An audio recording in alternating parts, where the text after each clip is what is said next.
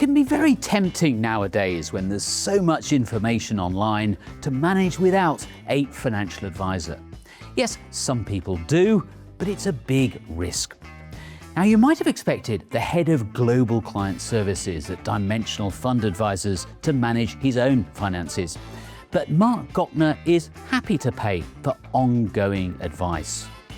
Often, Mark says, people try the DIY approach, but soon discover that it's far more complicated than they thought. I understand capital markets, but I don't have the expertise when it comes to all the different aspects of tax policy, what that means on different accounts, how to connect that to your will, your estate plan, you thinking about then your own parents and what kind of gifting opportunities are there to get down to our kids.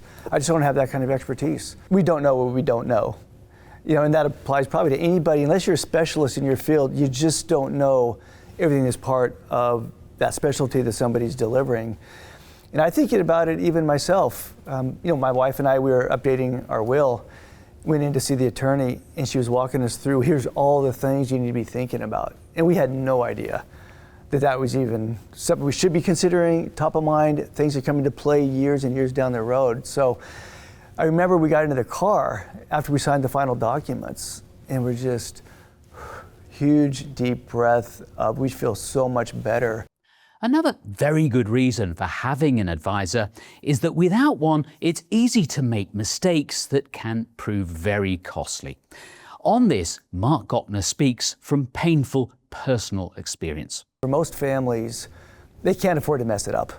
They can't get wrong decisions, whether it's bad investments or not having proper insurance set up, things like that. And I saw that firsthand in my family with my dad. When I was a kid growing up, he got into an investment that went under, did very, very poorly. He lost $1 million. And this was back in the 1980s. So $1 million was a lot of money back then.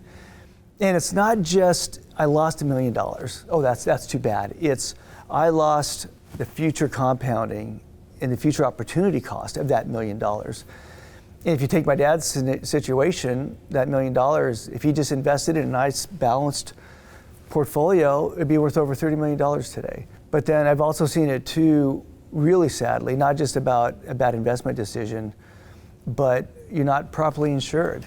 And I've known people, I've heard other stories where a couple with young children, the husband died unexpectedly, and they had no life insurance. And the spouse and the kids, they had nothing after that. And so they had to move in with her parents. So you have the grief of losing a husband and a father, and now you have to move cities, change schools for the kids while they're going through all of this.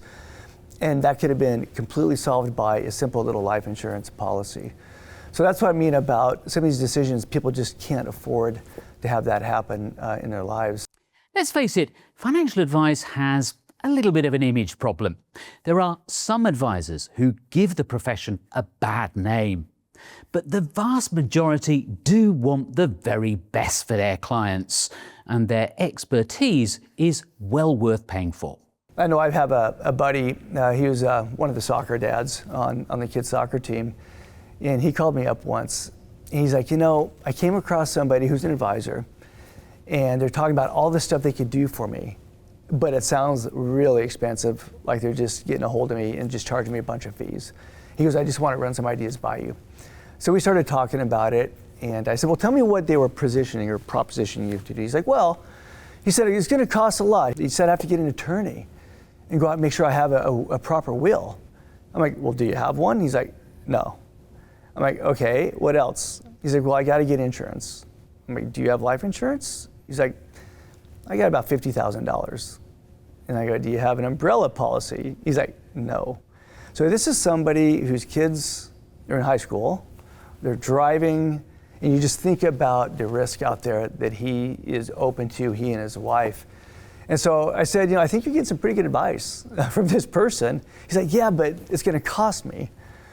And he was a business owner and owned a company, made some different things. And I said, well, do you charge for the products you make? He's like, well, of course. I'm like, yeah, and this person's charging you for their expertise as well. One final thing. you may be thinking you only need to pay for advice on a one-off basis. But Mark Hebner says there are big advantages to having an ongoing relationship with an advisor you really trust. I think a couple things come to mind on developing that relationship. I think one is a peace of mind, just to know everything's set up. I've got my investments set up. If something happens to either one of us, in terms of me or my wife, we're in good hands. There's no loss of continuity there. Everything's set up with the kids so they can have access and knowledge about what we have to all the different records. So for me, a big part of it is peace of mind. I think a big part of it is knowing I always have the right solutions in place too. I can go to an expert who can make sure everything's set up properly. To summarize, managing your own finances is more complicated than most people think. You can't afford to mess it up, but it's actually quite easy to make costly mistakes. A good advisor has expertise in a wide range of areas, not just investing. And clients benefit most from a long-term relationship with a trusted advisor, not just one-off advice. Thank you to Mark Hebner and to you for watching.